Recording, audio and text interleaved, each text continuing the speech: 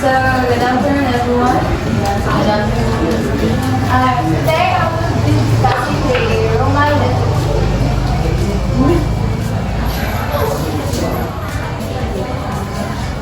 the ancient Rome literature. The history of Roman literature begins around 3rd century BC. It reaches its golden age during the rule of Augustus and the early part of the Roman Empire. Latin was the main language used for writing during its rule. Greek was also a popular language because it was used by the main people in the eastern portion of the Roman Empire. Important documents were written on papyrus scrolls. So, kanay mag-flash ako makita later para mag-grab mo ang format. Made from the papyrus plant in Egypt or on the parchment pages made from animal skin. They use a metal pen that they give in ink. For more temporary day-to-day writing, they use a wax tablet or thin pieces of wood. Next slide. So, mo ni papyrus scrolls of parchments. Kasi familiar. Makita dito natin sa mga movies, like mga segment. So, kani mo ni animal skin siya. Next slide. Mo ni ilang gamito no. Ilang lapis is ball pen sa una. O kani mo ni ang wax tablet.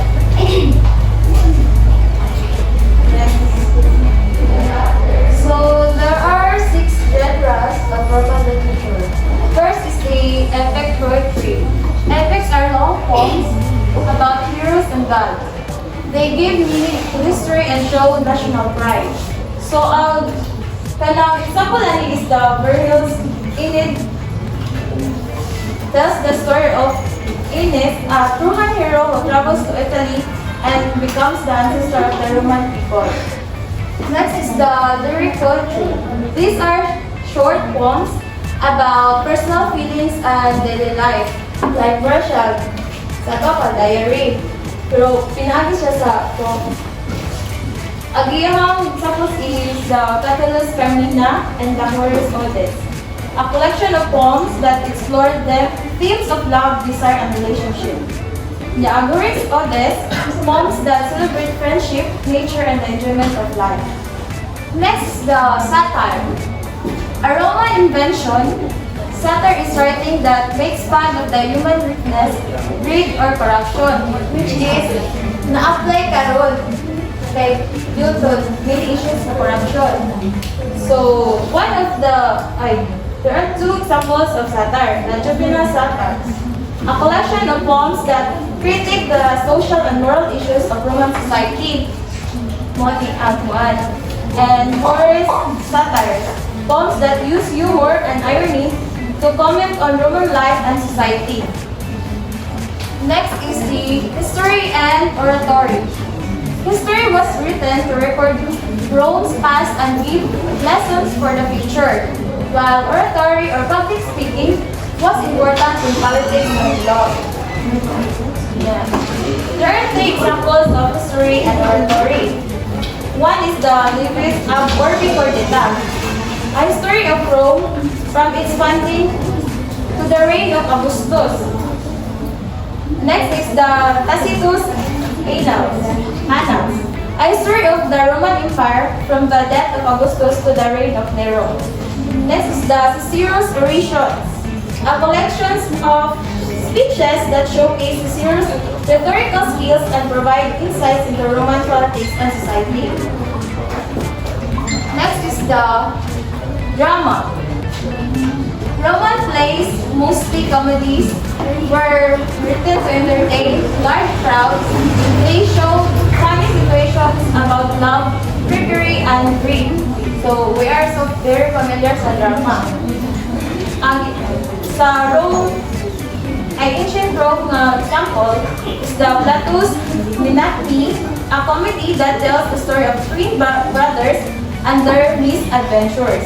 Next is the Syrian's Eunuchus, a comedy that explores Themes of love, friendships, and social class. Last is the novel. Novel speaks adventure, magic, and lessons about life. Apuleius' Metamorphoses, The Golden Ass, is the only full Latin novel that survived. So one of the examples of this novel is the Cupid and Psyche. So it is the famous Roman mythological tale, and the author of it is Apollos. So next slide will be discussed by Mercury.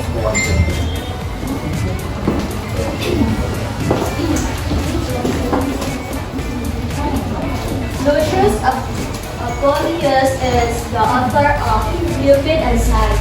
Lucius Apuleius was born about 3124 CE, a Roman writer and philosopher from Madaurus in North Africa. He studied in Carthage, Athens, and Rome, mastering literature, rhetoric, and Platonist philosophy.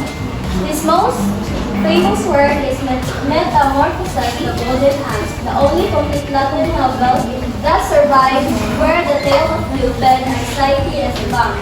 Apuleius is remembered for blending storytelling with philosophy, making his works both entertaining and beautiful. The settings of Cupid and Psyche is Cupid's palace, the underworld, and Mount Olympus. Characters and characterization. First is Cupid, the Roman god of love and son of Venus, the beautiful youth.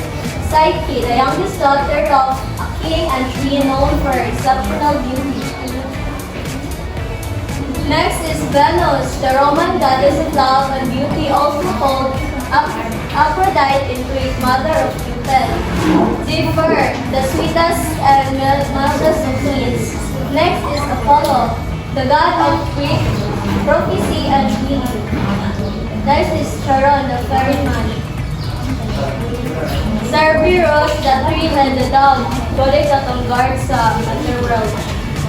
Persephone, the goddess queen of the underworld, wife of the god Hades.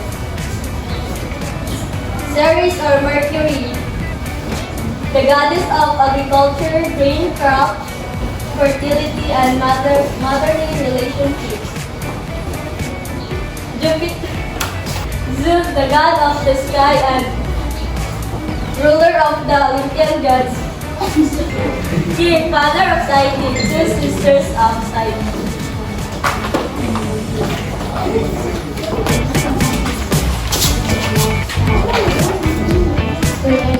Once upon a time in ancient Greek mythology, there was a beautiful mortal princess named Psyche. Her beauty was so extraordinary that people worshipped her like a goddess.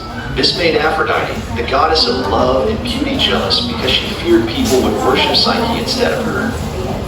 Despite her looks, Psyche couldn't find any human lovers, as they were too intimidated by her beauty. Worried, her father sought advice from the oracle of Apollo, the god of light, reason, and prophecy. The king was then told to abandon his daughter on a rocky cliff, where she would marry a cruel and evil wind serpent. Abandoned alone on the cliff, Psyche accepted her fate of meeting a beast. Beauty is a curse, she thought. Suddenly, Psyche was gently lifted into the air by Zephyr, the west wind, to a magnificent palace. An invisible voice welcomed her. You are home. Your husband awaits you in the bedroom, if you dare to meet him. Out of curiosity, Psyche walked cautiously into the bedroom. Despite the darkness concealing his identity, Psyche's husband was tender and kind, far from the servant she expected. She asked him who he was, but he told her this was the one question he could never answer. If you love me, you need not know who I am. His nightly visits became a comfort, yet Psyche longed to see his face. Before long, Psyche was pregnant. That night, she lit a lamp and approached her sleeping husband. When Psyche discovered that her husband was Cupid, the mischievous god responsible for making gods and mortals fall in love using his arrows, she was startled and accidentally dropped her lamp, burning him with hot oil. Cupid confessed that he fell in love with Psyche when his mother, Aphrodite, asked him to make Psyche fall in love with someone evil out of jealousy. Enchanted by Psyche's beauty, Cupid pricked himself with his own arrow. Disappointed by the fact that Psyche discovered his true identity, Cupid flew away, and proclaimed that gods and humans can never love as equals. This left Psyche heartbroken. Devastated, Psyche embarked on a quest to reunite with Cupid.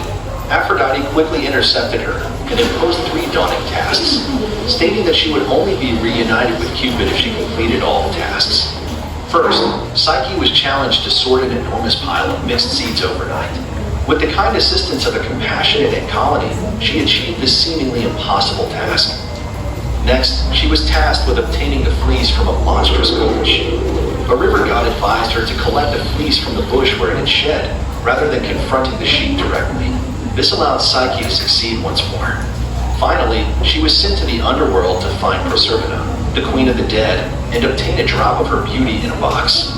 Guided by an unseen voice, she navigated the underworld, using barley cakes to treat Cerberus, the guard dog to the underworld, and coins to pay the boatman Charon for passage across the river Styx. Upon returning, Psyche's curiosity led her to open the box, hoping to enhance her own beauty. Instead, she was engulfed by a deep sleep, a trap set by the contents of the box. Cupid, having healed from his wounds, found Psyche and revived her, acknowledging her bravery and determination, recognizing that she was more than his equal. With the nectar of the gods, Cupid granted Psyche immortality. The couple's love blossomed, resulting in the birth of their daughter, Pleasure, and they lived happily ever after. Psyche's journey from a feared mortal to a goddess celebrated for her courage and love story with Cupid reminds us that love has the power to conquer all obstacles. Just as Psyche overcame daunting challenges to reunite with her beloved Cupid, we too can overcome the obstacles that divide us by embracing love and compassion.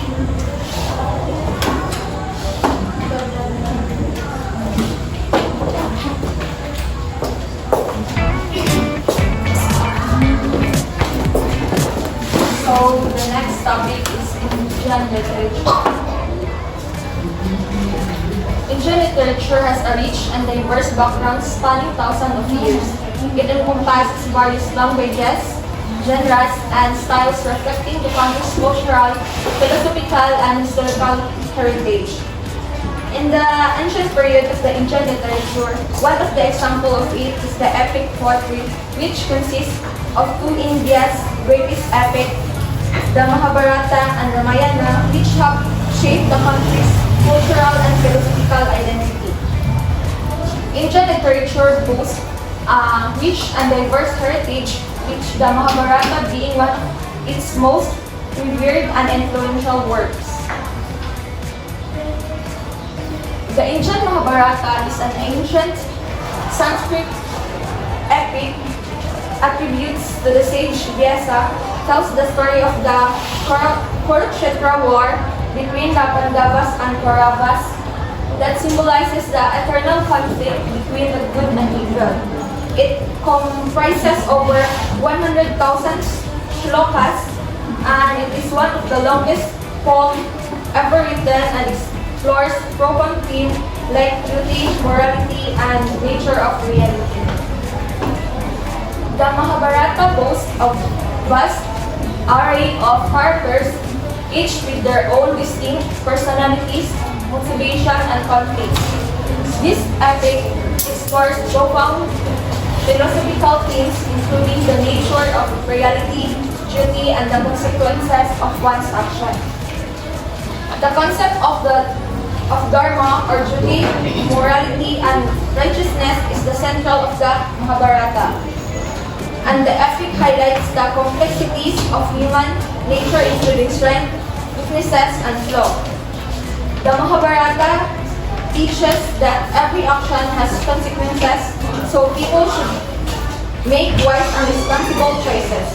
It has greatly influenced Indian culture, shaping how people live, think, and value things. So next, the characters and characterization. So the Pandavas. So Pandavas are the 5 sons of King Pandu. So it translates into the descendants of Pandu or the sons of Pandu. So they are the protagonists who fought their cousin, which are the Kauravas. So the eldest son of Pandava brothers is Buddhishthira, known for his wisdom, justice, and commitment to truth. He often depicted as a calm and composed leader. Bhima, the second Pandava brother, celebrated for his incredible physical strength, bravery, and loyalty. He is often portrayed as a strong and fierce warrior. Then Arjuna, the third Pandava brother, renowned for his exceptional archery skills, courage, and inner struggles. He is often depicted as a complex and nuanced character. Nakula, the fourth Pandava brother, known for his exceptional horsemanship, beauty, and charm. He is often portrayed as a skilled and elegant warrior. Then last, Shanuka, the youngest Pandava brother, celebrated for his wisdom, intelligence, and insight. He is often depicted as a thoughtful and strategic leader. So, the Kauravas. So, descendants of the ancient king Kuru. They are the rival faction of the Pandavas in the epic war for political power over the kingdom of Hastinapur. So, Duryodhana, the leader of the Kauravas, known for his ambition, jealousy, and arrogance. He is often depicted as a power-hungry and ruthless prince. Dushasana, Duryodhana's brother, is famous for his role in the disrobing of Draupadi. He is often portrayed as a cruel and heartless character. Karna, a complex character with a mix of noble and flawed traits. He is a skilled warrior who struggles with his identity and loyalty. Other key characters. Krishna, a divine mentor who guides the Pandava, particularly Arjuna, with the wisdom, compassion, and strategic insight. He is often depicted as a wise and powerful guide. Draupadi, the Pandava's wife, known for her dignity, strength, and resilience, she is often portrayed as a strong and independent woman. Bhishma, the respected elder statesman who takes a role of civility and struggles with his loyalty and duties, is often depicted as a wise and noble character. Gandhari, the mother of Kauravas, known for her devotion to her family and her condemnation of the war. She is often portrayed as a tragic and sorrowful figure. And last,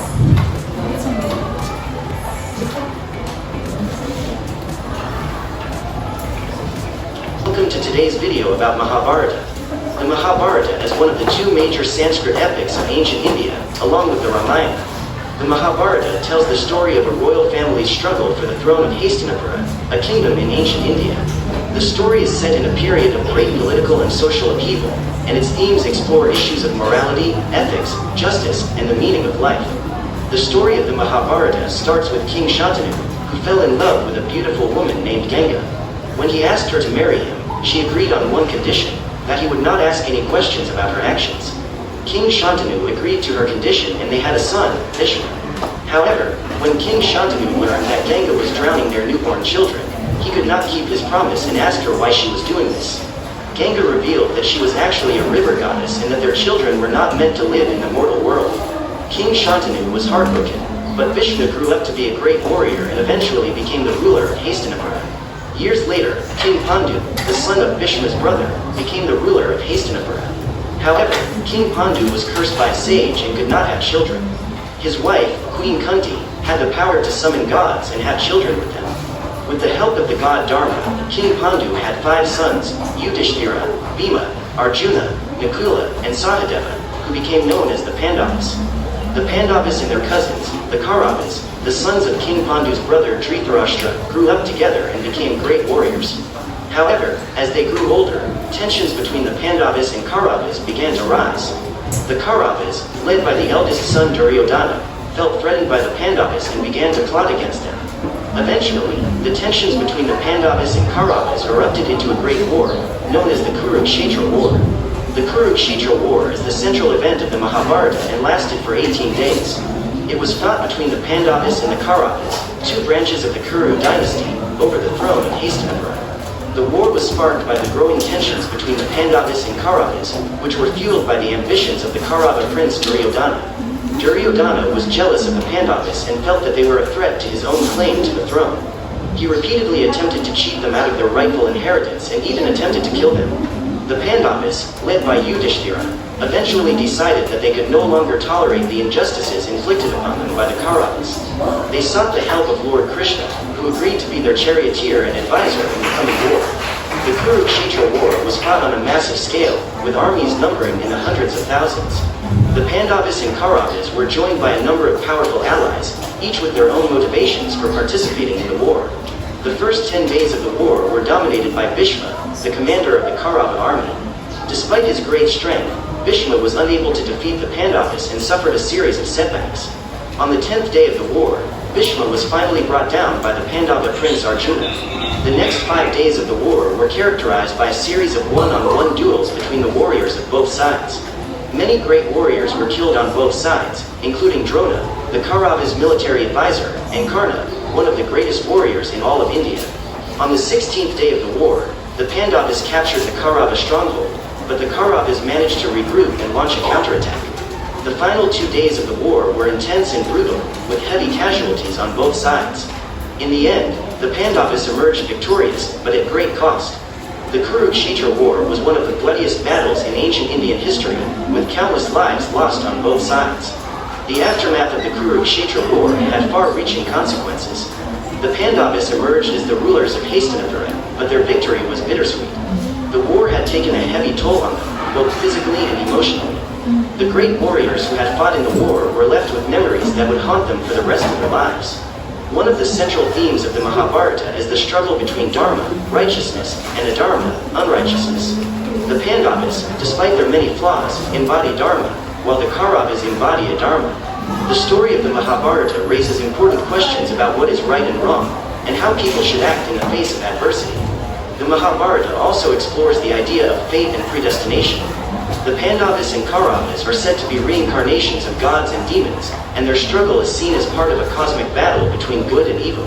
The characters in the story are faced with difficult choices, and their actions have far-reaching consequences. Another important theme in the Mahabharata is the idea of sacrifice. The Pandavas and Kauravas are willing to make great sacrifices for what they believe in, whether it is for their family, their kingdom, or their sense of duty. The story of the Mahabharata is filled with examples of characters who are willing to make the ultimate sacrifice for what?